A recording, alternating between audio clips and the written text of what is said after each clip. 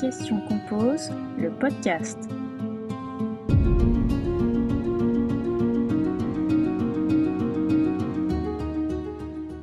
Les océans renferment d'étonnants mystères, dont aujourd'hui encore on est loin d'avoir fait le tour. Avec la forêt tropicale et dans une moindre mesure les milieux souterrains, c'est l'un des milieux de vie dans lequel on découvre le plus de nouvelles espèces de nos jours. Et c'est aussi un milieu encore très peu exploré. Songez que le plancher océanique est en moyenne situé à presque 4 km sous la surface et peut descendre jusqu'à 11 km. Pour mieux appréhender ces chiffres, je vous propose un exercice de pensée insolite mais amusant. Imaginez que vous pourriez marcher verticalement depuis la surface jusqu'au fond de l'océan, sans être contraint par le besoin d'oxygène et sans être tué par la pression. Je vous invite à faire ce voyage.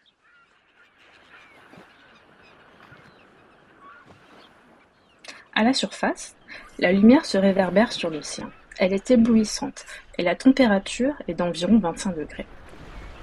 Vous pourriez observer des poissons, des algues ou d'autres formes de vie marine. Vous commencez à descendre vers les profondeurs au même rythme que si vous marchiez sur la Terre.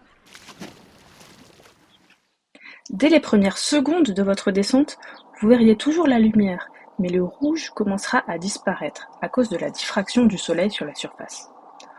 Vous commencez donc à voir tout en bleu et en vert. La température baisse déjà. La pression monte de 1 bar à 3, puis 4, 5, 6. Donc vous ressentez une lourdeur de plus en plus importante sur votre corps. À cette profondeur, vous pourriez apercevoir des bancs de poissons, peut-être quelques requins. Vous êtes entre 10 et 50 mètres, c'est la zone des plongeurs et le tout début de votre voyage. Vous continuez. En moins d'une minute, vous ne voyez plus que du bleu et il fait de plus en plus sombre. La température baisse jusqu'à 15 puis 10 degrés. La pression augmente. Vous pourriez rencontrer des méduses, des calmars ou des poissons aux yeux immenses, adaptés à l'obscurité relative de ces profondeurs. Mais au bout de 12 minutes de descente, vous êtes maintenant plongé dans l'obscurité totale. Il ne fait plus que 4 ou 5 degrés, la pression est de 100 bars. La vie se fait rare, mais vous pourriez encore apercevoir des poissons bioluminescents émettant une lumière bleuâtre ou verdâtre comme des lucioles. Aucune vie végétale ne peut exister à ces profondeurs. Vous êtes dans la zone de minuit. Mais vous êtes encore bien loin du fond. Si vous n'êtes pas parti d'une surface surplombant une zone particulièrement profonde, il vous faudra tout de même encore une bonne demi-heure de descente pour atteindre le fond. Au bout d'environ 3/4 d'heure de descente au total, vous seriez à 4 km sous la surface, soit la profondeur moyenne de l'océan. La température est de 0 degré. Vous pourriez atteindre un sol vaseux et glacé sur lequel il serait difficile de marcher.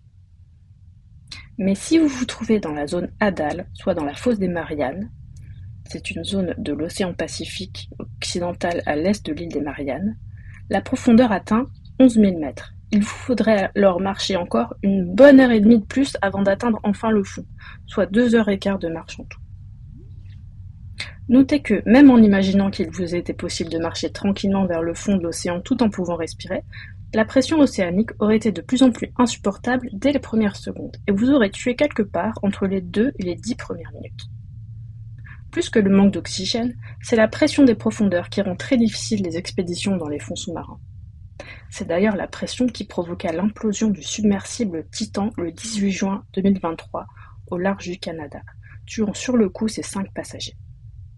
Pour résister aux pressions océaniques, les sous-marins et les navettes d'exploration des fonds marins doivent être construits avec des matériaux extrêmement stables et résistants, et ce type d'appareil est habituellement soumis à des normes de sécurité strictes. Mais si les espèces marines sont en grande partie encore méconnues, ce n'est pas seulement parce que l'océan est très profond. Dans les grandes profondeurs vivent des créatures que personne n'a jamais vues et encore moins décrites. Mais la biodiversité n'y est probablement pas foisonnante, du fait de l'impossibilité des plantes à pousser en l'absence de lumière, et des contraintes adaptatives que les organismes doivent inventer pour vivre à ces profondeurs, notamment la pression. Regardez une carte de la Terre. Partout où il y a de l'eau, c'est bleu. Mais ces immensités bleues ne sont que notre point de vue d'animaux terrestres. Sous la surface, il existe des mondes dont nous n'avons aucune idée. Nous ne les voyons pas et nos cartes ne les indiquent pas. Mais sous cette immensité bleue, il existe des reliefs qui abritent une vie beaucoup plus abondante et diversifiée. Du fait de leur proximité relative avec la surface, les montagnes sous-marines forment des milieux plus hospitaliers, qui accueillent une grande diversité d'organismes marins. Ces montagnes sous-marines sont souvent comparées à des oasis qui se dresseraient çà et là dans le désert de l'océan. D'une certaine manière, elles sont comparables à des îles, car elles constituent des milieux de vie relativement isolés du reste du monde, et on y trouve donc pas mal d'espèces endémiques, c'est-à-dire qui n'existent qu'à un point du globe. Mais on y trouve aussi des formes de vie qui peuvent transiter d'une montagne océanique à l'autre, comme des mammifères marins en migration par exemple. C'est ainsi qu'en janvier-février 2024, une expédition scientifique de l'Ocean Schmitt Institute à bord du Falkor au large du Chili aurait découvert plus d'une centaine d'espèces inconnues, et ce en moins d'un mois. Mais leur mission n'était pas seulement d'observer de nouvelles espèces. Ces expéditions ont surtout pour but de cartographier les fonds marins, ce qui permet de connaître l'existence de ces reliefs sous-marins qui abritent toute cette vie mystérieuse. Malheureusement, notre ignorance de ces oasis de biodiversité ne constitue pas une protection pour les organismes qui y vivent. Ils peuvent être menacés par le réchauffement climatique, les déchets plastiques transportés par les courants marins ou d'autres types de pollution. Ainsi, il se peut que ces espèces s'éteignent avant même d'avoir été découvertes, comme c'est sans doute le cas dans les forêts tropicales. Quelques espèces intéressantes. Sur mon compte Instagram Plume Illustration, alors c'est plume_illustration, je précise, vous pourrez avoir un aperçu de quelques-unes des créatures qui peuplent les océans profonds. Cette faune sous-marine, largement méconnue, dispose de plusieurs adaptations qui lui permettent d'évoluer à de grandes profondeurs.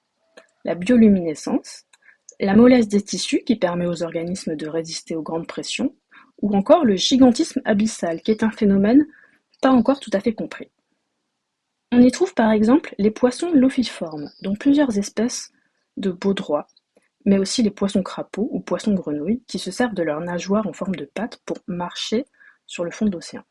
Les lophiformes se caractérisent par leur appendice frontal en forme de leurre, qui leur permet d'attraper leur proie, d'où leur surnom de poissons pêcheurs. Ces animaux nous semblent avoir une gueule monstrueuse, et ce pour plusieurs raisons.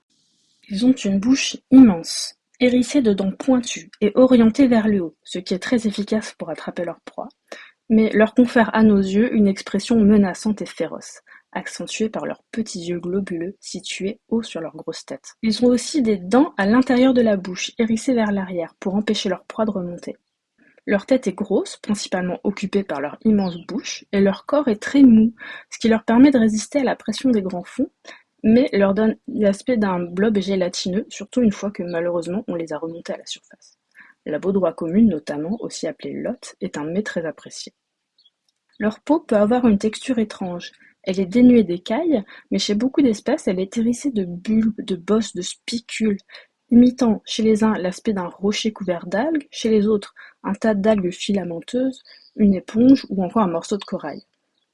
Leurs adaptations sont remarquables, et ce sont des animaux à la fois d'une grande laideur et d'une grande beauté.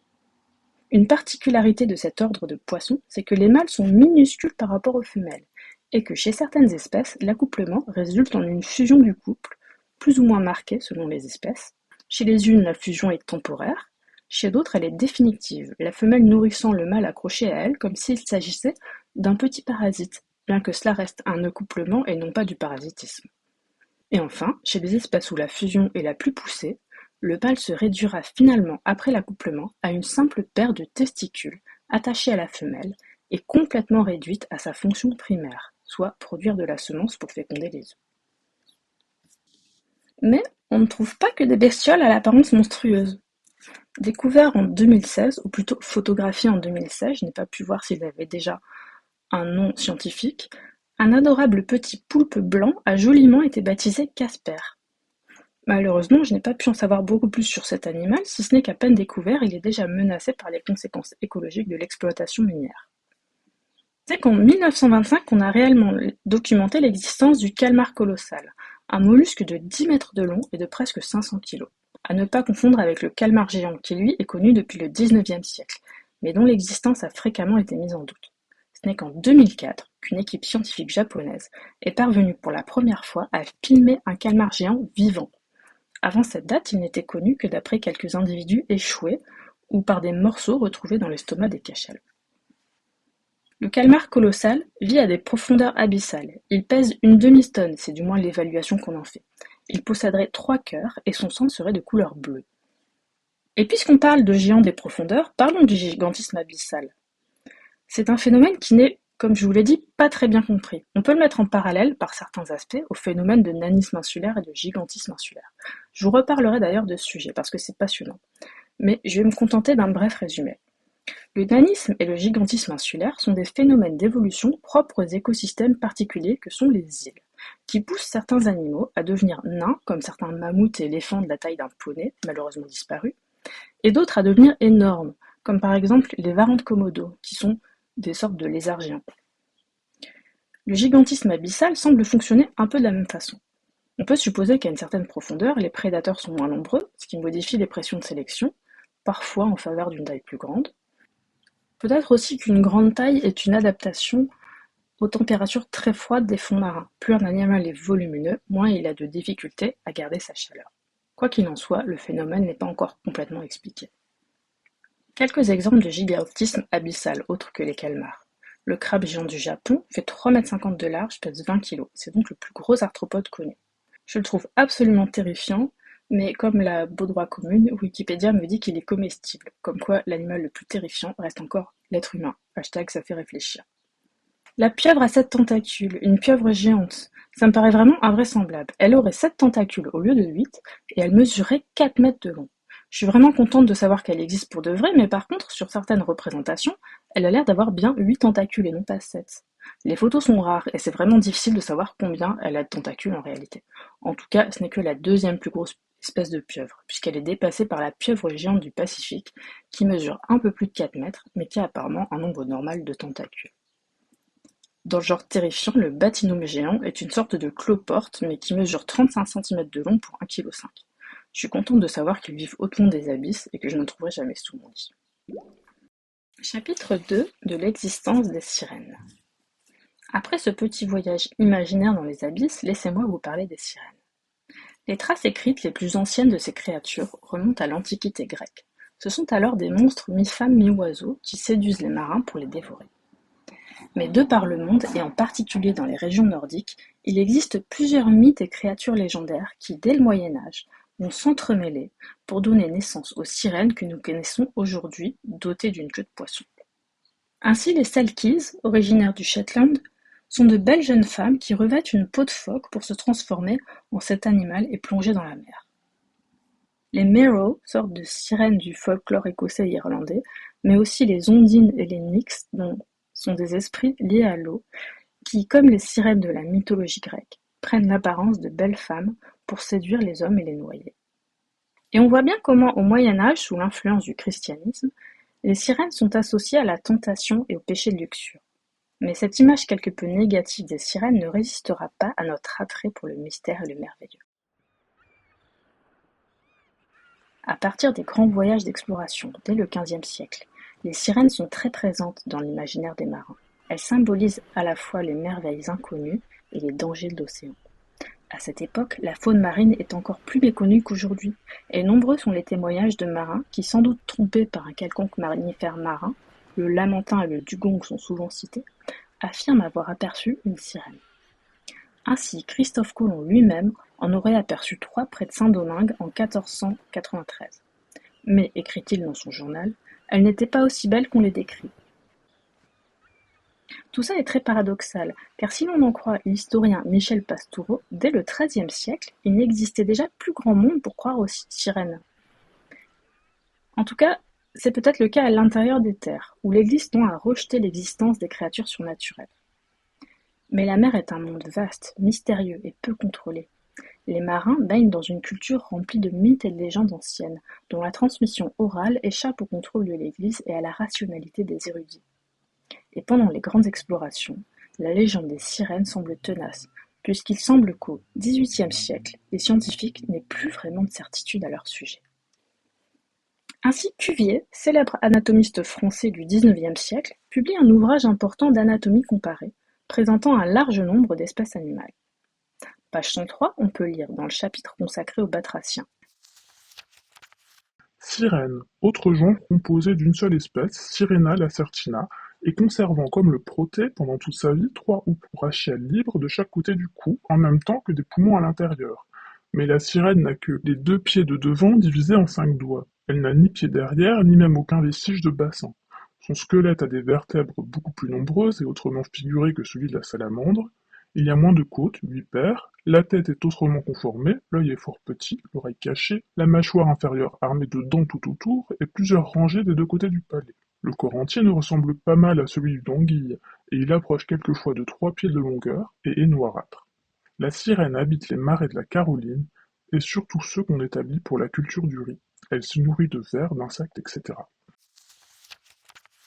Dans ce chapitre, Cuvier reprend le nom binomial qui a été donné à la sirène par l'inventeur lui-même du système binomial et grand patron de la taxonomie pré-darwinienne, Charles von Linné. En effet, celui-ci avait reçu d'un biologiste américain, Alexander Garden, une sirène d'origine brésilienne qu'il tenait pour être éventuellement une larve de reptile. Ainsi la nomma-t-il Sirena lacertina, d'après le nom de genre Lacerta qui était celui de plusieurs espèces de lézards. De plus, il écrit dans Systema Naturae en 1766 à propos du lamentin boréal. Ce que les fictions ingénieuses de sirènes si souvent chantées par les poètes peuvent avoir de véritable, parois devoir appartenir aux lamentins. Peu de temps après, les scientifiques sérieux allaient effectivement abandonner les sirènes, du fait notamment de l'impossibilité d'en trouver des spécimens qui ne ressemblent pas à une simple larve de reptile. Mais c'était sans compter l'arrivée en Europe, via les grands explorateurs, de sirènes des Fidji.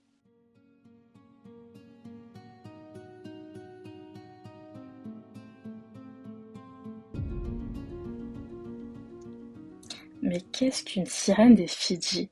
La fabrication de sirènes remonte au moins au XVIe siècle, si ce n'est plus tôt. On vendait au XVIe et XVIIe siècle des peaux de lamantins présentés comme des peaux de sirènes, dont la tête manquait. Mais c'est au XVIIIe et au XIXe siècle que la fabrication de sirènes devint une activité fort lucrative au Japon et en Chine. Le public européen était à cette époque friand d'expositions en tout genre. Les voyageurs se faisaient fort de ramener des spécimens de sirènes, parfois achetés à prix d'or, qu'on exposait en France ou à Londres. On peut encore en admirer une à Marseille. Il ne s'agissait plus alors de peaux de lamentin, mais de montages taxidermiques, parfois très élaborés, généralement composés d'un buste de singe et d'une moitié inférieure de poisson, le tout momifié comme il se doit. J'ai nommé la sirène des Fidji. Il serait faux de croire que les acheteurs de sirènes étaient des escrocs. Ils étaient sans doute parfois eux-mêmes les dindons de la farce. En 1822, le capitaine Eads fit contre 5 000 $ espagnols l'acquisition d'un spécimen supposément capturé en Chine. Il commanda une expertise par Sir Everard Holmes, président du Royal College of Surgery, lequel dépêcha sur le port M. Clift, conservateur du Hunterian Museum. Le rapport de M. Clift nous renseigne sur l'ingéniosité déployée pour fabriquer le spécimen. Crâne d'orang-outan, canine de babouin, queue de saumon, la créature semble avoir été l'objet d'une préparation minutieuse. La peau du visage semblait avoir été artificiellement posée sur la face. Les yeux peints, les ongles enlevés et remplacés par des griffes faites d'une matière translucide et blanchâtre, peut-être des tuyaux de plumes. Couverte d'ocre avant d'être séchée, la créature avait l'aspect tanné d'une momie. De quoi abuser le capitaine Eads, qui n'aurait sans doute pas demandé l'expertise d'hommes savants s'il n'avait cru lui-même en l'authenticité de la créature. Et il continua d'y croire jusqu'à sa mort, où la sirène était son seul bien. Son fils en hérita, et sans doute encombré par cet objet quelque peu répugnant, il la vendit à un certain monsieur Kimball, qui lui-même se rendit à New York et la montra à un certain Phineas Tyler Barnum. La sirène allait alors entrer dans la légende, car si le capitaine Eads croyait en la sirène, il n'était pour cela ni l'exception ni la règle. Il serait faux de croire que les curieux qui se pressaient pour voir les sirènes étaient tous aussi dupes que le pauvre capitaine Eads.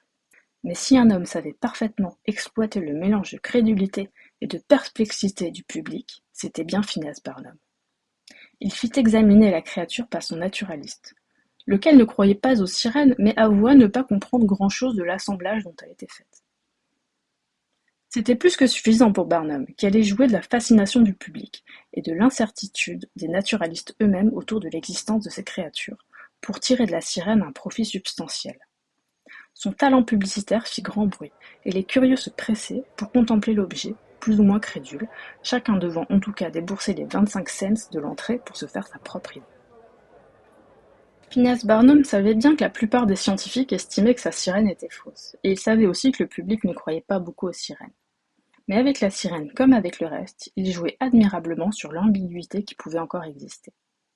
Il faut enfin le dire une fois pour toutes, la sirène était fort laide, comme d'ailleurs le sont toutes les créatures composites qu'on essaya de faire passer pour des sirènes. La laideur repoussante des sirènes des Fidji fait partie, à mon avis, de la fascination qu'elles exercent. Mais peut-être plaidaient-elles même un peu en faveur de leur authenticité, car même les plus crédules ne croyaient pas en l'existence de belles jeunes filles diaphanes à l'élégante queue de poisson et à la chevelure soyeuse. Swainson lui-même, que je vais vous présenter, un homme de science qui défendait l'authenticité de la sirène pour des raisons que je vais expliquer, décrivait ceci. Nous ne croyons pas implicitement en l'existence des sirènes telles que les écrivains nous les décrivent et les dépeignent, tenant d'une main un peigne et de l'autre un miroir, mais on imagine mal que les nombreux vestiges d'animaux singuliers, à l'opposé des spécimens connus, aient pour origine la fraude ou l'ignorance.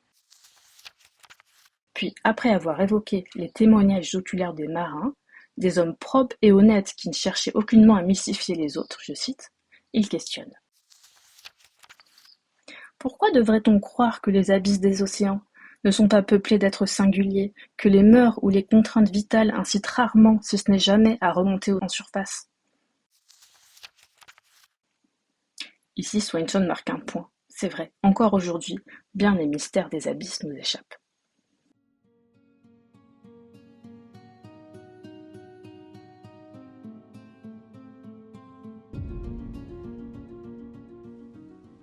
Mais surtout, Swainson avait besoin de la sirène. Nous étions alors à l'ère pré-darwinienne. Charles Darwin n'avait pas encore publié son Origine des espèces, sur laquelle il travaillait déjà. Les théories de classification du vivant foisonnaient alors, et elles étaient fort différentes de ce qu'elles allaient devenir par la suite. En biologie, rien n'a de sens qu'à la lumière de la théorie de l'évolution. Aussi, on classe de nos jours les espèces avec la taxonomie, comme si on dessinait un immense arbre généalogique reliant tous les organismes vivants entre eux. Avant cela, on l'a vu, des scientifiques comme Cuvier ou Linné tentaient parfois de classifier le vivant par les ressemblances anatomiques entre les espèces, mais ce n'était pas aussi limpide qu'à la lumière de la théorie de l'évolution. Et parmi les nombreux essais de classification des êtres vivants, il y avait le système Kinner de Swainson. Mais qu'est-ce que le système Kinner de Swainson ? Tout commence au XIXe siècle, avec William Sharp Maclay. Ce nom ne vous dit peut-être rien. William Sharp Maclay était un magistrat et entomologiste anglais, ami de Cuvier et correspondant de Charles Darwin en personne. Magistrat et entomologiste, voilà ce qui pourrait vous intriguer. Et pourtant, c'était chose commune à cette époque. L'étude des insectes n'a pas toujours été réservée à des scientifiques ayant fait des études de sciences naturelles, loin s'en faut. Dans l'Angleterre du XIXe siècle, l'entomologie était un passe-temps très à la mode. Je l'ai appris dans Le Détail du Monde, un livre de Romain Bertrand dont voici un extrait. À la différence d'activités de prédation réservées aux élites, comme la chasse au renard, l'entomologie est un passe-temps à large spectre social. Les ouvrages de vulgarisation, qui prennent soin d'omettre noms latins et termes techniques, connaissent de retentissants succès de librairie. Les cohortes des lépidoptéristes amateurs sont si fournies qu'en matière de découverte de nouvelles espèces, ils dament fréquemment le pion aux savants des grandes institutions.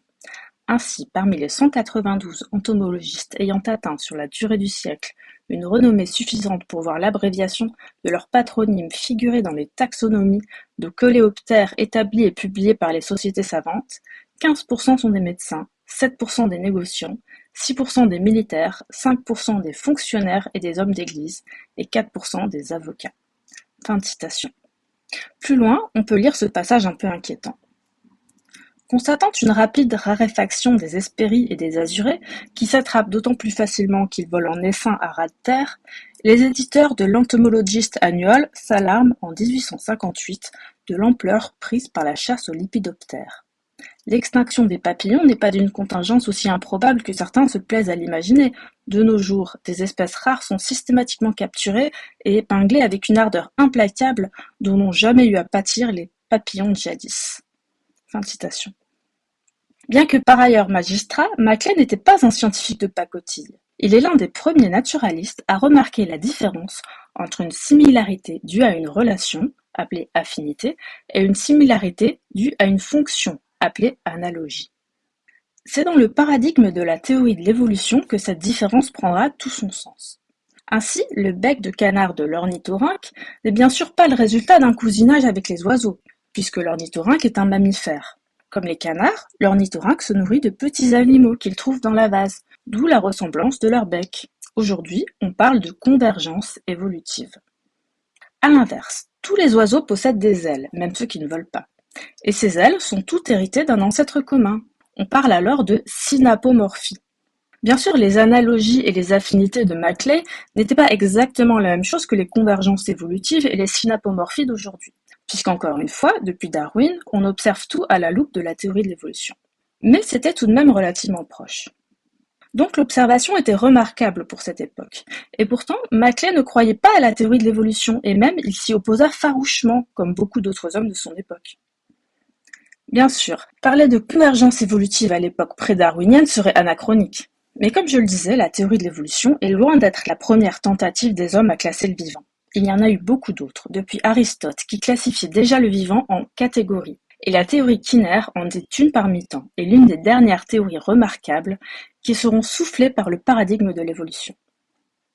Kinner signifie divisible par 5, ou qui se rapporte au chiffre 5. Selon Maclay, chaque grand groupe d'animaux pouvait être divisé en 5 sous-groupes, lui-même divisé en 5 sous-groupes. Pourquoi 5? Je n'ai pas trouvé de réponse claire, si ce n'est que le chiffre 5 semble revêtir une importance particulière. Il existe d'ailleurs des systèmes de numération Kinner dans plusieurs cultures de par le monde, notamment chez les Mayas, mais aussi dans d'autres cultures américaines, ainsi qu'en Afrique, en Australie, et on en retrouve des traces en Océanie et même en Europe. Ce qui fait dire à certains, dont le mathématicien George Ifra, qu'il aurait existé un système originel de numération Kinner, mais cette théorie est controversée. Et on peut supposer que l'existence de nombreux systèmes Kinner de par le monde est simplement due au fait que les humains possèdent 5 doigts à chaque main dont ils se servent pour compter.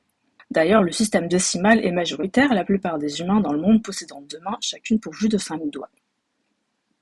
La théorie Kinner de Maclay fut reprise et développée par William Swainson, peut-être aussi influencé par les travaux d'un certain Lorenz Oken, un anatomiste allemand qui avait aussi développé un système Kinner, mais je n'ai pas trouvé d'informations à ce sujet.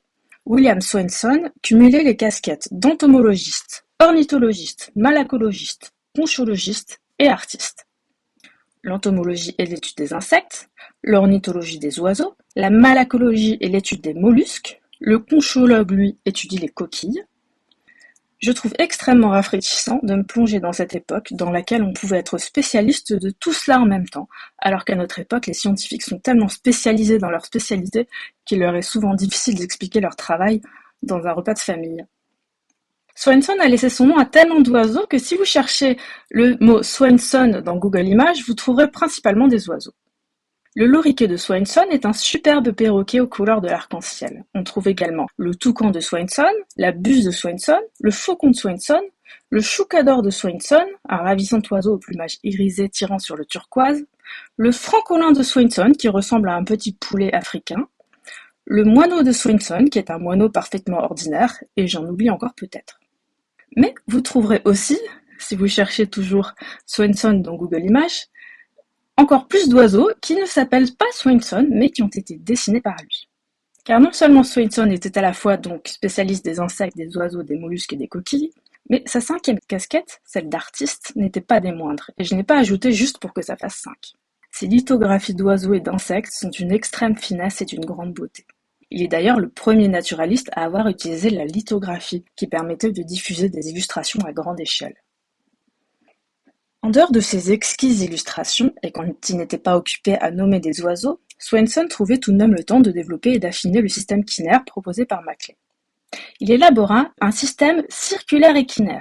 Circulaire parce que tout rentrait dans des cercles, et Kinner parce que les cercles étaient regroupés par 5. Chaque groupe d'animaux pouvait donc être représenté en 5 cercles. 2 principaux et 3 de moindre importance. Chaque cercle était relié aux autres cercles par des traits représentant affinité ou analogie. On obtient ainsi des diagrammes fort jolis et pour ainsi dire totalement incompréhensibles.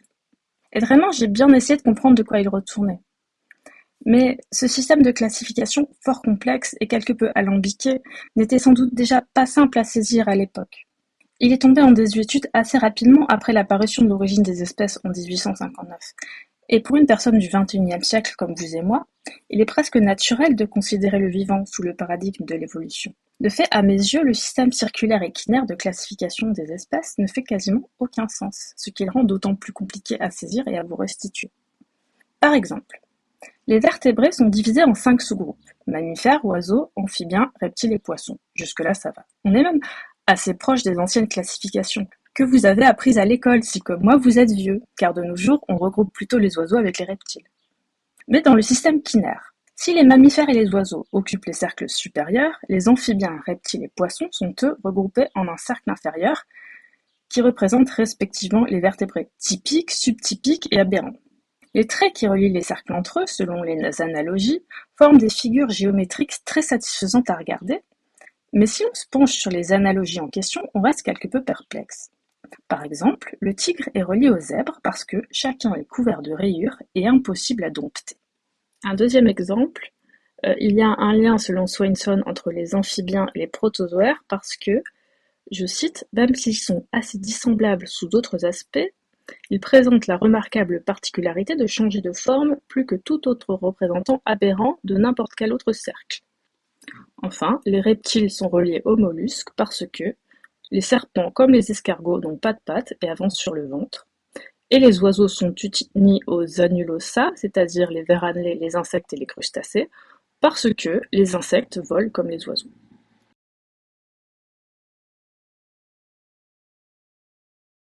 Si vous trouvez la théorie de Swainson tirée par les cheveux, sachez qu'il en était lui-même quasiment satisfait, mais qu'il lui fallait encore, pour la rendre en tout point parfaite, débusquer quelques chaînons manquants. Puisque je n'ai quasiment rien compris à la théorie circulaire équinaire, il m'est difficile de comprendre comment elle pouvait, à l'instar de la théorie de l'évolution, comprendre des chaînons manquants. C'était pourtant le cas, car, au grand désespoir de Swainson, le cercle contenant les primates n'était pas relié à celui contenant les phoques. Dans mon livre Faux animaux, Peter Dance souligne avec raison que l'homme aurait très bien fait l'affaire puisque nous sommes des primates et que nous avons un goût pour le fait de nager. Mais cela ne convenait pas à Swainson, pour des raisons que je peux imaginer. D'abord, il n'était pas coutume, me semble-t-il, de placer l'homme dans ces classifications du vivant, autrement que comme maître et seigneur de la nature. Ainsi qu'il est dit dans la Genèse, « Soyez féconds, multipliez, remplissez la terre et l'assujettissez, et dominez sur les poissons de la mer, sur les oiseaux du ciel et sur tout animal qui se meut sur la terre. » Relier les phoques avec les singes n'était sans doute pas une place de choix pour les maîtres du monde que nous étions alors. Darwin lui-même avait hésité assez longuement avant de placer l'homme dans sa théorie de l'évolution. Ce qu'il finit pourtant par faire.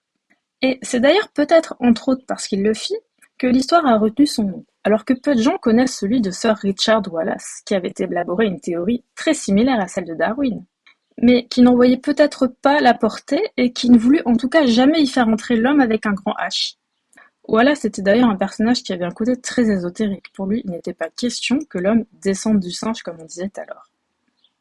Les théories pré-darwiniennes de classification du vivant font presque toujours appel à des considérations mystiques, philosophiques et spirituelles, voire morales. On cherche à cette époque à expliquer le vivant, mais pas sous l'angle de faits et de mécanismes, comme la sélection naturelle. Au contraire, le monde est une création divine, et l'on cherche en l'étudiant à retrouver la logique du créateur. La nature est alors immuable et parfaite, et doit pouvoir être expliquée, pourquoi pas selon des codes numérologiques. Je dis ça parce qu'il ne faut pas être trop sévère avec les théories aujourd'hui obsolètes. Aujourd'hui, presque plus personne ne se souvient de la théorie quinaire et circulaire pour laquelle William Swainson s'arracha les cheveux et pour laquelle il voulut croire aux sirènes. L'histoire retiendra plutôt ses exquises lithographies et beaucoup de noms d'oiseaux. En guise d'épilogue, est-ce que la légende des sirènes est morte? Eh bien non. On peut encore croire aux sirènes. En 2011 est sorti un film, Mermaid the Body Found, qui est ce qu'on appelle un documentaire. Mais qu'est-ce qu'un documentaire? Eh bien, c'est un film, en réalité fictif, mais tourné sous l'aspect d'un documentaire, ce qui pousse les spectateurs à croire, en tout cas dans un premier temps, que ce qui leur est montré est authentique. Donc ce type de média nous pousse à nous interroger sur notre crédulité, sur la façon dont nous traitons ce qui nous est montré, sur notre esprit critique. Et c'est un format assez intéressant. Et si le sujet vous intéresse, Bolchegeek a publié une vidéo sur YouTube intitulée « Ces documentaires qui vous mentent » et je vous la conseille. Donc, Mermaid the Body Found est tourné sous l'aspect d'un documentaire dans lequel de vrais scientifiques en blouse blanche déclarent avoir trouvé quelque chose de très très mystérieux.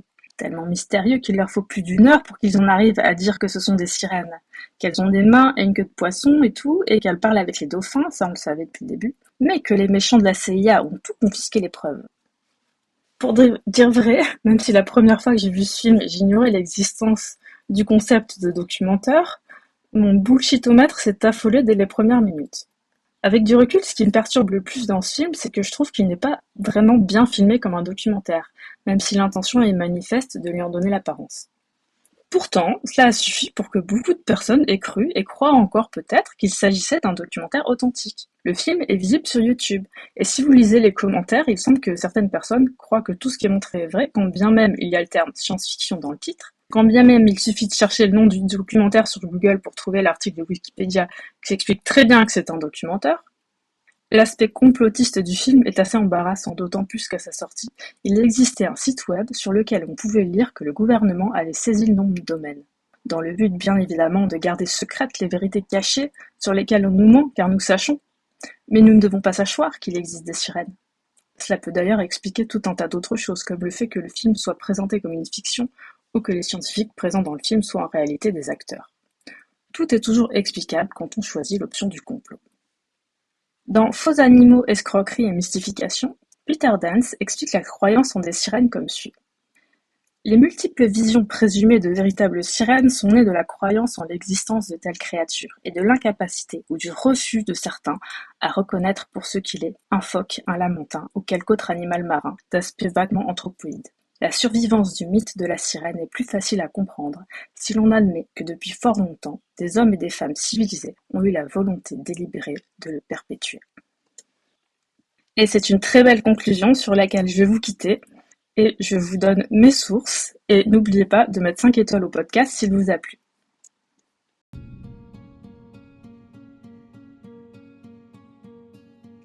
Mes sources sont nombreuses encore une fois, vous n'imaginez pas le travail de recherche que j'effectue pour ce podcast. Alors, un article, Les sirènes de l'expérience de Denis Vidal, paru dans la revue de sciences humaines Terrain en 2006. Des livres, Faux animaux, escroquerie et mystification de Peter Dance, paru en 1978. Le détail du monde de Romain Bertrand, un très beau livre paru en 2019. Le sourire du flamant rose de Stephen Jay Gould, qui consacre un chapitre aux théories Kinner. Les trésors des abysses de Daniel Desbruyères. Un film Mermaid the Body Found que vous pourrez trouver sur YouTube.